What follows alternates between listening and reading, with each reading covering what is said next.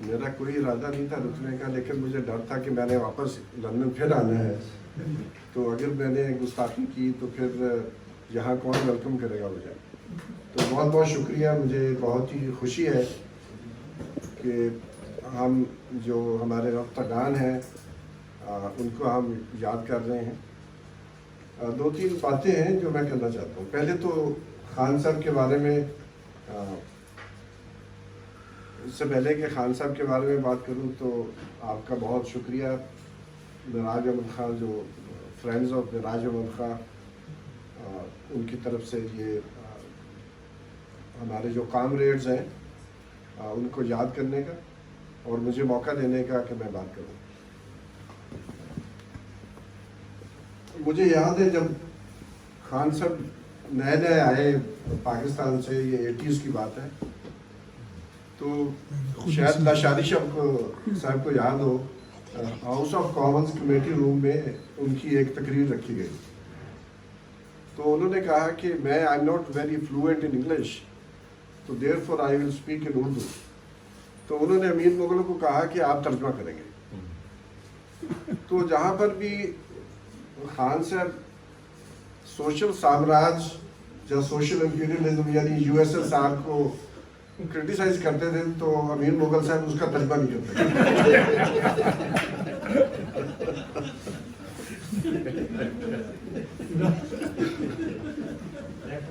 تو خان صاحب نے کہا، اپنے مکہ خان صاحب نے کہا امین صاحب میری انگریزی اتنی بھی کمزور نہیں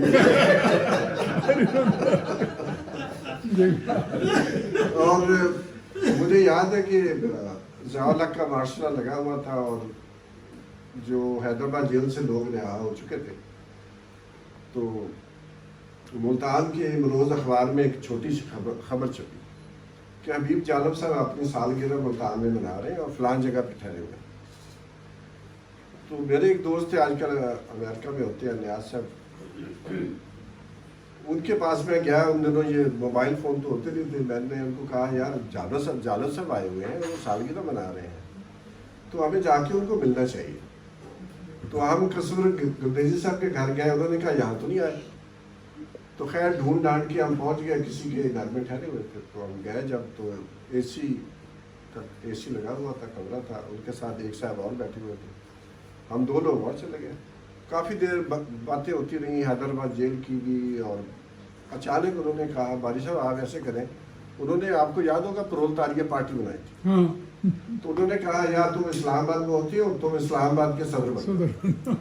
اس کے بعد نیاز صاحب کو انہوں نے کہا آپ ملتان کے صدر بن گئے. جو تیسرا بندہ بیٹھا تھا اس کو انہوں نے کہا تم ایسے کرو سیکرٹری جنرل بن جاؤ پارٹی کے ملتان میں.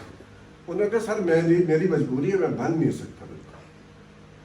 تو انہوں نے کہا ایسی کون سی مجبوری ہے یار، میں آپ کو ذمہ داری دے رہا ہوں. اس نے کہا میں تو اسپیشل برانچ سے ہوں.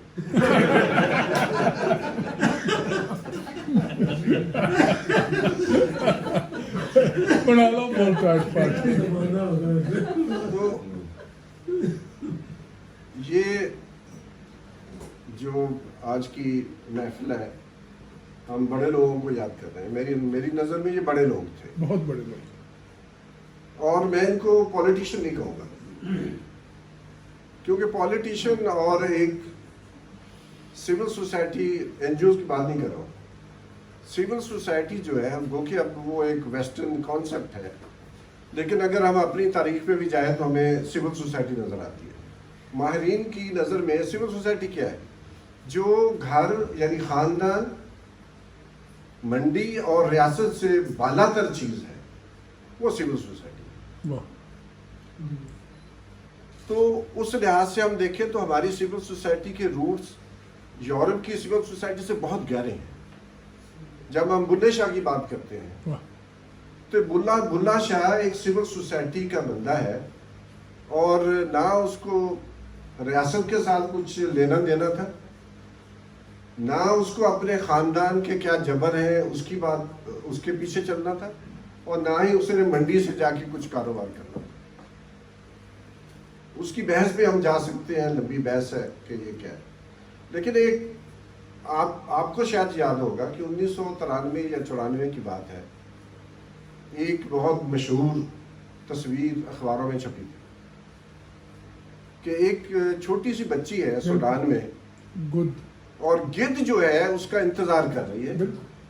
فوٹوگرافر کوئی نام ملا. وہ کیون کارٹر اس بندے کا نام تھا. اس کو جو پولزر جو پرائز ہے وہ اس کو ملا تھا اور وہ اس کا بڑا چرچا ہوا تھا اس تصویر کا. اور اس نے خودکشی بھی کی تھی. تو اس کو روز اس کا ٹی وی پہ انٹرویو ریڈیو پہ انٹرویو آتے تھے. جو لوگ جہاں میرے دوست جرنلسٹ ہیں یا فوٹو جرنلسٹ ان سے پیش کی معذرت ہے. تو ان سے کسی نے پوچھا کہ what happen to that girl. تو اس نے کہا مجھے بہت جلدی تھی, میں نے فلائٹ پکڑنی تھی تو مجھے نہیں پتا, میں نے غور نہیں کیا اس پہ. تو اس نے کہا there were two vultures, one was with camera. اس کے دل کو جو وہ بات لگی اور اس نے 5-6 ماہ کے بعد خودکشی کر لی. دس is a very famous story. اس کی کیا ریلیونس ہے آج؟ کہ پہلی بات تو یہ ہے کہ جو نوبل laureate ہیں انڈیا کے, میرے استاد بھی رہے ہیں سسیکس میں, وہ وزٹنگ پروفیسر ہوتے تھے, ان کا ایک جس پہ ان کو نوبل پرائز ملا تھا, وہ ان کا ایک تھیسس تھا کہ جو ڈیموکریسیز ہیں وہاں فیمن نہیں آتے. ان کا یہ بہت بڑا کام ہے, ان کی کنٹریبیوشن ہے. تو بنیادی بات یہ ہے کہ گدھ جو ہے, گدھ کا کام تو آپ کو شاید یاد ہوگا, ہمارے جو پارسی دوست ہیں وہ اپنی ڈیڈ باڈیز کو ٹاورز پہ پھینک آتے ہیں, رکھ دیتے ہیں تاکہ گدھ آئے اور ان کو کھائے. مطلب ایک لائف کا سائیکل ہے, اس میں ایک ولچر کا رول ہے. ہم ولچر کو ذرا غلط معنوں میں لیتے ہیں. Vulture never eats live animal, اور لائیو جو بھی زندگی ہے وہ بندے کا انتظار کرتا ہے. لیکن جس سسٹم میں ہم ہیں, جن کی ہم یادوں کی بات کرنا چاہ رہے ہیں, یہ جو ہے فیمن از پرائمرلی ہیومن پروڈکٹ. قحط کوئی قدرتی چیز نہیں ہے. بالکل. کیونکہ جب بنگال میں قحط پڑا تھا انگریزوں کے زمانے میں, جس میں لاکھوں لوگ مرے تھے, اور جب آئرلینڈ میں قحط آیا تھا 19ویں صدی میں, تو جو آج ہمیں امریکہ میں بہت زیادہ آئرش ملتے ہیں, وہ اسی زمانے میں مائگریٹ ہو کے چلے گئے تھے. کیونکہ کھانا نہیں تھا لیکن ذخیرہ بہت تھا, لوگوں کی قوت خرید ختم ہو گئی تھی. تو وہاں پھر قحط, منڈی کا قحط, تو جس کی ہم سول سوسائٹی کی بات کرتے ہیں, کہ جو سول سوسائٹی ہے وہ خاندان, منڈی اور ریاست سے بالا تھا, اس کے آؤٹ آف دیز 3 تھنگس. تو ایک تو بات یہ ہے کہ گدھ جو ہے وہ تو نیچرل ہے, لیکن ہمارے سماج میں جو تنویر زبان نے بات کی کہ گدھوں کا نہیں ہے, they are not vultures, they are something else. I don't have the name for that. جو پاکستان میں رول کر رہے ہیں, they are not even vultures. کیونکہ ولچر کا تو ایک کام ہے, جب کوئی چیز ختم ہو جائے تو اس نے اس کو ریسائیکل کرنا ہے. ہمارے ایک دوست ہیں, پروفیسر ہیں, he is a atheist, doesn't believe in life after death اور ان آرگنائزڈ ریلیجن. وہ کہتے ہیں یار میرا مرنا لازم ہے, کیونکہ اگر میری باڈی جو ہے, میری ہڈیاں جو ہیں, ان سے سلفر نہیں آئے گا تو زندگی ختم ہو جائے گی بالآخر. تو اس لیے یہ جو سائیکل ہے زندگی کا, یہ ضروری ہے. لیکن یہ یادیں جو ہیں یہ ہماری زیادہ اہم چیز ہے. ہماری باڈی یا ہمارا جو بولنا چلنا ہے, لیکن یہ ختم نہیں ہوتا, یہ رہتا ہے, کیونکہ آج بھی بلے شاہ زندہ ہے. تو ایک بات تو یہ ہے کہ جو سسٹم ہے, یہ سسٹمک جو جبر ہے, ایک تو اس کی بات. Pakistan is not being ruled by elite even, کیونکہ ایلیٹ یہاں بھی رول کرتی ہے. ایلیٹ امریکہ میں بھی ہے, اشرافیہ انڈیا میں بھی رول کرتی ہے. پاکستان میں ایلیٹ رول نہیں کر رہی, something else. I don't know, I don't have the word, because there is no word in political dictionary which can explain our ruling elite. So-called elite. Aliens. Well, aliens, we don't know aliens. ہم بھی alien کے طور پر register ہوئے تھے اس ملک میں آ کے, تو لیکن those aliens become equal citizens. کیوں جی؟ So this is something else. I think there is a word from Greek language which is called kleptocrates. Yes. Klep کا مطلب ہے چور. We are being ruled by kleptocrates. They are not human beings. They are not even vulture. تو ایک تو میں سمجھتا ہوں کہ یہ جو ہمارے بڑے لوگ تھے ان کو یاد کرنا اس لیے بھی ضروری ہے کہ دو قسم کے, کسی دوست نے کہا تھا, لاشاری صاحب نے کہا تھا, دو قسم کے لوگ. جی بالکل. تو کارل مارکس نے کہا تھا کہ آج تک فلاسفرز نے دنیا کو انٹرپریٹ کیا ہے, انہوں نے یہ نہیں بتایا دنیا کو چینج کیسے کرنا ہے. تو دیکھیں دنیا میں تبدیلی کا دو ہی طریقے ہیں, تیسرا طریقہ کوئی نہیں. ڈومیننٹ طریقہ سڑک ہے جس کو ہم اسٹریٹ کہتے ہیں. چاہے امریکہ کے بلیک لائوز کی بات ہو, ultimately who control the street, he or she rules the country or the world. اگر ان ملکوں میں ملینز کے جلوس نکالنا ضروری ہے تو ہمارے ملک میں اس سے بھی زیادہ ضروری ہے. جب خان صاحب کی وہ آپ ویڈیو دکھا رہے تھے, he was always on the street. Meraj Muhammad Khan was always on the street. جو ہم نے کام کیے ہیں, شاید ہماری حکمت عملی میں کوئی مسئلہ ہو, شاید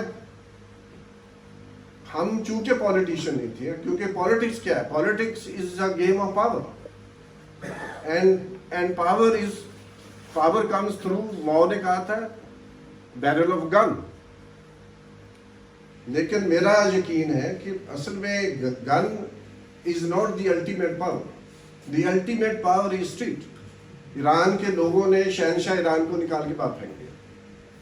when they occupied the streets, they kicked out the king.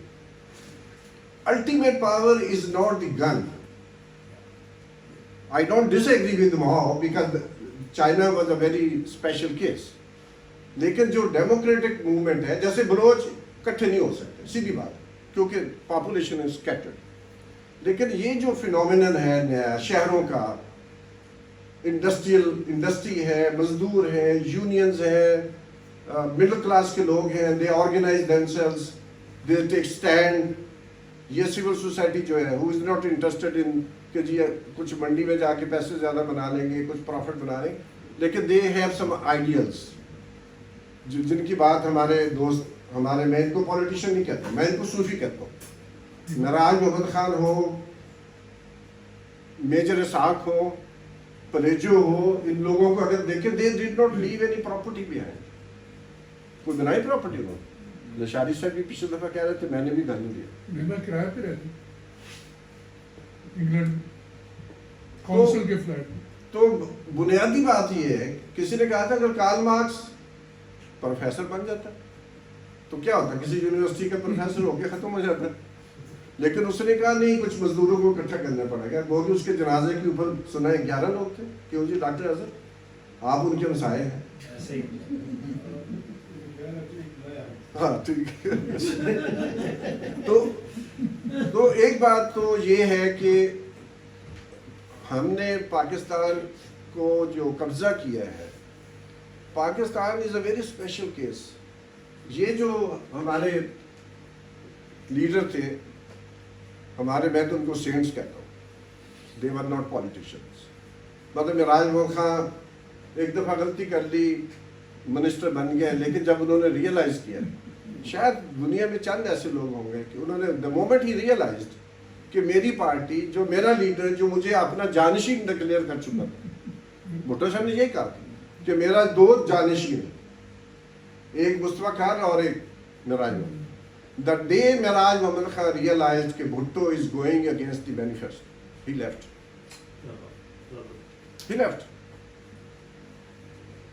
مجھے یاد ہے جب خان صاحب پنڈی آئے, ہمیں پتہ چلا خان صاحب پنڈی آئے ہیں, یہ ضیاء الحق کا مارشل لگ چکا تھا. تو ہم کچھ دوست یونیورسٹی سے پنڈی گئے, پنڈی میں ان کے بہن کا گھر تھا, شاید آپ کو معلوم ہو یا کسی دوست, پتہ ہے نا. جی بالکل صدر. تو وہاں خان صاحب کو پکڑ کے انہوں نے پنڈی ڈیالہ جیل میں, اس وقت تو ڈیالہ جیل نہیں تھی, جب تھی جیل میں بند کر دیا تھا. خان صاحب نے بھوک ہڑتال کر دی تھی, اور شیر محمد مری صاحب وہاں آئے ہوئے تھے, ان کی بہن کے گھر ٹھہرے ہوئے تھے. ہم گئے, ہم نے پوچھا تو انہوں نے کہا یار میری ذمہ داری لگ گئی ہے کہ میں ان کو جا کے سمجھاؤں کہ یہ بھوک ہڑتال مت کریں. ان کی بات نہیں معلوم ہو. اور دوسری بات جو میں کرنا چاہ رہا ہوں کہ بھٹو صاحب جب گئے, خان صاحب جیل میں تھے. بھٹو صاحب کا جب ضیاء الحق نے تختہ الٹا تو بہت سارے لوگوں کو رہا کیا گیا, جو حیدرآباد کیس تھا, خان صاحب کو بھی. لیکن the day Khan Sahib realized, unlike a politician, he took a stand. He did not think even for a minute کہ بھٹو صاحب نے مجھے اتنا عرصہ جیل میں رکھا ہے, اس لیے مجھے کیا ضرورت ہے میں جا کے بھٹو صاحب یا ان کی جو پارٹی کے اوپر ظلم ہو رہا ہے میں اس کے حق میں بات کروں. اس لیے میں سمجھتا ہوں خان صاحب عام آدمی نہیں تھے, ان سے بہت سیاسی غلطیاں ہوئی ہوں گی کیونکہ وہ سیاستدان نہیں تھے. ان کا ایک مشن تھا, ایک جیسے ابھی کسی ساتھی نے کہا ایک نظریہ تھا, اور ان کے کچھ پرنسپلز تھے. کیونکہ نظریہ اکیلا کچھ نہیں ہوتا, جب تک اس نظریے کے کچھ ایتھکس نہیں ہیں,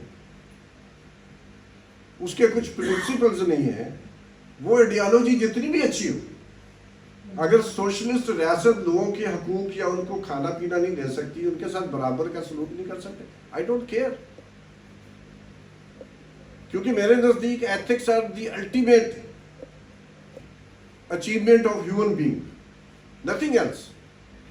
کیونکہ اگر کوئی بھی نظریہ کسی ایتھیکل فاؤنڈیشن پہ ٹیسٹ نہیں ہو سکتا, it's not acceptable to me, it must not be acceptable.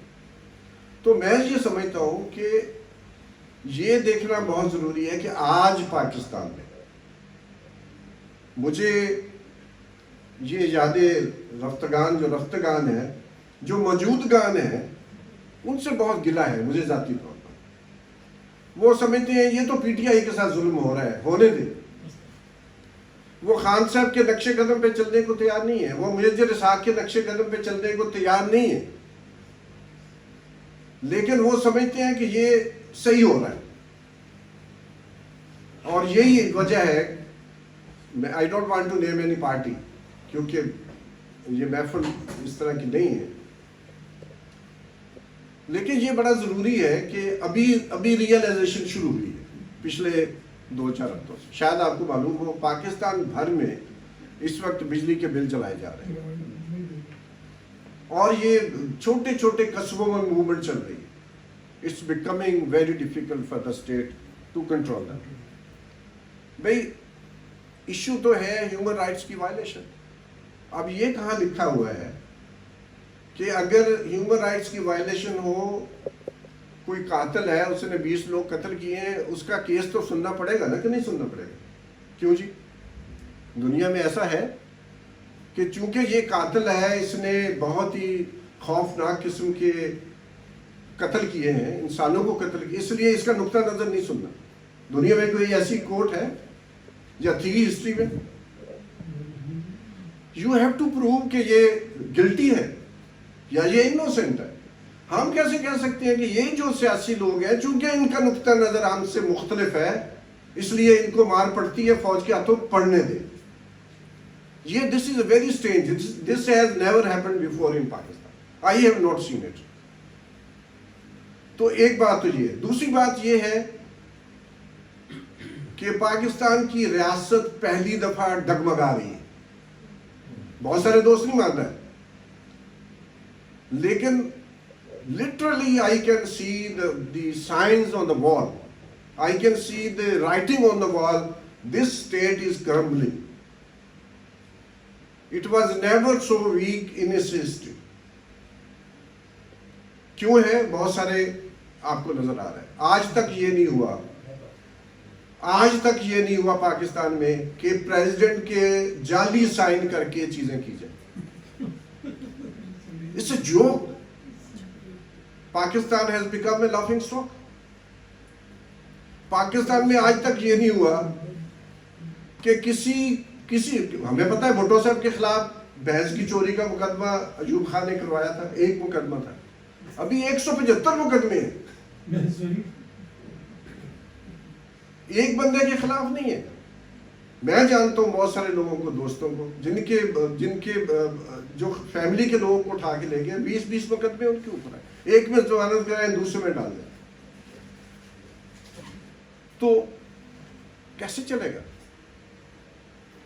आज की खबर है कि सारे आर्मी और उन लोगों को कहा है कोई सरकारी नंबर प्लेट के साथ सरकार का बंदा बाहर नहीं जाएगा. That is the sign of weakness. सबको कहा गया है कि कोई सब्ज नंबर प्लेट वाली गाड़ी सड़क पे नहीं जाएगी, वर्दी पहन के सड़क पे नहीं जाना. What is this? Is this the strength of the state और the weakness of the state? Pakistan का जो गढ़ था फौज की रिक्रूटमेंट का, आज उस गढ़ के अंदर जो हमारे दोस्त कुछ बात कर रहे थे कि नफरतें फैल गई हैं, मेरा ख्याल इससे बेहतर और नफरत क्या हो सकती है? यही तो हमें मार्क्सिज्म में पढ़ाया गया था कि जी जो कंट्राडिक्शन है इट मस्ट बी शार्पन्ड. हमने तो नहीं की, रियासत ने खुद ही इतना जुल्म किया है कि कंट्राडिक्शन और नफरत बढ़ गई. हमने तो नहीं किया, हमारा तो उसमें किरदार इतना नहीं है. तो we should be saying thank you to them कि जो काम हम नहीं कर सके वो खुद ही कर रहे हैं. क्योंकि जब आप बिल्ली को भी कॉर्नर करते हैं वो भी आपको फाइट बैक करेगी. तो मेरा अपना ख्याल है कि हमारी अपने रूट्स हैं. यहाँ वोल्टेयर था तो हमारे यहाँ बुल्ले शाह भी था. ये अभी जड़ावाला में वाक़या हुआ है तो मुझे याद आया, मज़र को शायद ज़्यादा याद होगा कि औरंगज़ेब के ज़माने में पंजाब के अंदर सिखों के साथ बड़ा जुल्म हुआ था. तो तेजा बहादुर, क्या नाम था? गुरु तेज बहादुर. तो बुल्ले शाह ने कहा I will stand with you. उसको गाजी डिक्लेयर किया. गाजी का लफ्ज उसने इस्तेमाल किया. सारे हिंदुस्तान के मौलवी बुल्ले शाह के खिलाफ हो गए. उसने कहा ये टेरनी के खिलाफ लड़ रहा है, मुझे नहीं इससे परवाह वो मुसलमान है या कौन है. और जब वो उनके गांव में कुछ जैसे जड़ावाले में इकट्ठे होकर लोग आए हैं मारने के लिए, तो बुल्ले शाह ने बहुत सारे लोगों को जमा किया ताकि उनको रोका जाए. तो मुझे ठीक है, यहाँ मैंने पढ़ा है, इनकी तारीख पढ़ी है, लेकिन जब हम अपनी तारीख देखते हैं तो हमें बुल्ले शाह मिलते हैं, हमें शाह हुसैन मिलता है, हमें सचल सरमद मिलते हैं, बाबा फरीद हैं, ख्वाजा फरीद हैं. तो हमारी अपनी सिविल सोसाइटी के इतने गहरे रूट्स हैं, उनकी पोइट्री की शक्ल में मौजूद है, सिर्फ गाने की हद तक नहीं है. वहाँ से हमें बहुत सारी स्ट्रेंथ ड्रॉ करनी है. और ये जो टेरनी है पाकिस्तान में, चाहे वो ज़िया-उल-हक के ज़माने में हो या मुशर्रफ के ज़माने में हो या आज है, इसकी जड़ें यहाँ पर हैं.